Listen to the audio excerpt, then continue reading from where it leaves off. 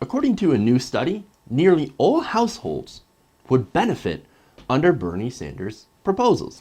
Now, this is according to a report released Monday by the non-partisan Urban-Brookings Tax Policy Center. Now, this is what was written about it in The Hill. Quote, Sanders has released a number of proposals to expand and create new social insurance programs. These include single-payer health care, comprehensive coverage for long-term services and supports, expanding Social Security benefits, free college tuition at public universities, and paid family leave. The candidate has proposed paying for these programs through tax changes for individuals and businesses. TPC in March estimated that Sanders' tax plan would raise $15.3 trillion over 10 years. Everyone would pay more taxes under his plan, and most new revenue would come from the wealthy. Now, of course, that earlier report was kind of bullshit, because all it did was focus on you're going to pay more taxes for these services. And that's it. They didn't actually look at what you're going to save from the benefits. That is until they were called out for it by the Sanders campaign. So now they took another look at it and found some good news. They found that, yes, while the tax burden would increase by about $9,000 in 2017, the amount of benefits that you get in return for that money would increase by more than $13,000 for an average household. As a result, households would on average receive a net income gain of almost $4,300 under Bernie Sanders' proposals. Now that's pretty good, right? So let's go through the households, how much they would save through the percentiles. Households in the bottom fifth of income would on average receive a net gain of more than $10,000. And those in the middle fifth of income would have an average gain of about $8,500. Those in the top 5%, however, would see a net loss of $111,000. So hey, that's great for about 95% of Americans. Great.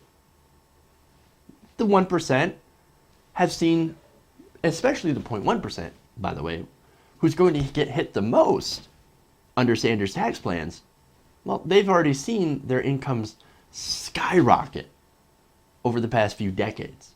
So, look, they can take just a little bit of a haircut if it means that 95% of the rest of Americans end up getting benefits. That's a good thing. Like education and healthcare. Those are good things. And those are not going to hurt people, okay? Those are only going to help. So, that's the good part of the study. But once again, they kind of left something out. Once again, I go to The Hill.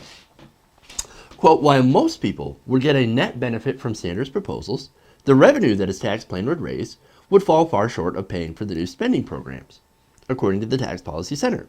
The single-payer healthcare proposal itself would cost almost twice as much as Sanders' tax plan would raise.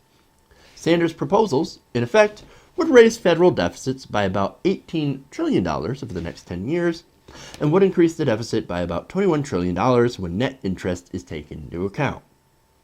They also said that the ultimate distribution of benefits under the plan would depend upon whether the government financed that deficit through tax increases, spending cuts, increased borrowing, or some combination of these options. Now, TPC also said a plan substantially financed by borrowing could raise interest rates and impose a substantial drag on the economy. Oh no, doom and gloom, $18 trillion, that's horrible, right? So now Clintonites are saying, see, Clinton, Krugman, and the Republican Party, they were right. Sanders' tax plan would tax us more and would be unrealistic and unsustainable. Well, once again, as I mentioned, this study is missing a lot of major pieces. And for that, I go back to the Huffington Post. Now, two people looked into this study, specifically into the Medicare for All portion, which, after all, is the most expensive part of his plan, right? Now, the study says it's going to cost us $18 trillion. It's so expensive, right? Well, turns out these writers debunk that. They write, quote, to put it bluntly, the estimates, which were prepared by John Holohan and colleagues writing for the Tax Policy Center, are ridiculous. They project outlandish increases in the utilization of medical care, ignore vast savings under single-payer reform, and ignore the extensive and well-documented experience with single-payer systems in other nations, which all spend far less per person in healthcare than we do. They're right. You know that we spend twice as much healthcare per capita, per person, than the UK does. Now, the UK has a single-payer healthcare system. We spend more than they do per capita. So how would we end up paying even more for a single-payer system that actually saves money in other countries? Makes no sense, right? So what did the study get wrong? Well, we got some specifics. Number one, they vastly overestimate administrative costs.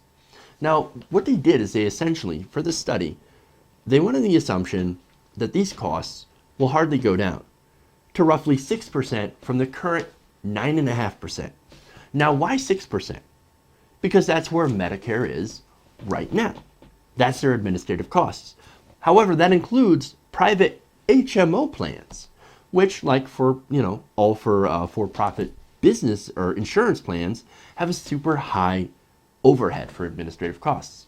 They're a for-profit health insurance industry. Of course they're going to have a high overhead. They got to pay the shareholders, and they've got to make some profit, right? Now, traditional Medicare, without the for-profit crap, actually has an overhead of about 3%. Now, let's compare that to another country with full single payer. For example, Canada, right? Compared to Canada, our Medicare, traditional Medicare, is still too high. Canada has an overhead of about 1.8%. Wow. Now, of course, having such a low administrative cost overhead would actually save a lot of money. But the Tax Policy Center does not factor that in. Not only that, but they ignored the huge savings on hospital administration and doctors billing under a streamlined single-payer system, something that every serious analyst of single-payer healthcare reform has acknowledged. That includes the Congressional Budget Office, the Government Accountability Office, and even the Lewin Group, who, by the way, is a consulting firm owned by a for-profit healthcare company. Interesting. Overall, administrative savings for doctors and hospitals would amount to about $2.57 trillion over 10 years. Additional savings of more than $1.5 trillion from streamlined billing and administration would accrue to nursing homes, healthcare, home care agencies, ambulance companies, drugstores, and other healthcare providers. In total, this analysis underestimates administrative savings by about $6 trillion over 10 years. Boy, did they get it wrong. Now, I think that this may be an attempt to mislead people. There's been a lot of misleading information that's been going around on this whole thing. And so I'm glad that there are people here trying to set the whole record straight and let you know that, no, what they're saying, what certain people are saying about the healthcare system is not true. They're leaving things out because they don't want to go to a single-payer healthcare system. They don't want to phase out the insurance companies because they want to continue to get that profit. And that's what it's about. It's about keeping the American people in the dark so they don't choose the better, cheaper, and more efficient option, which is a single-payer healthcare system.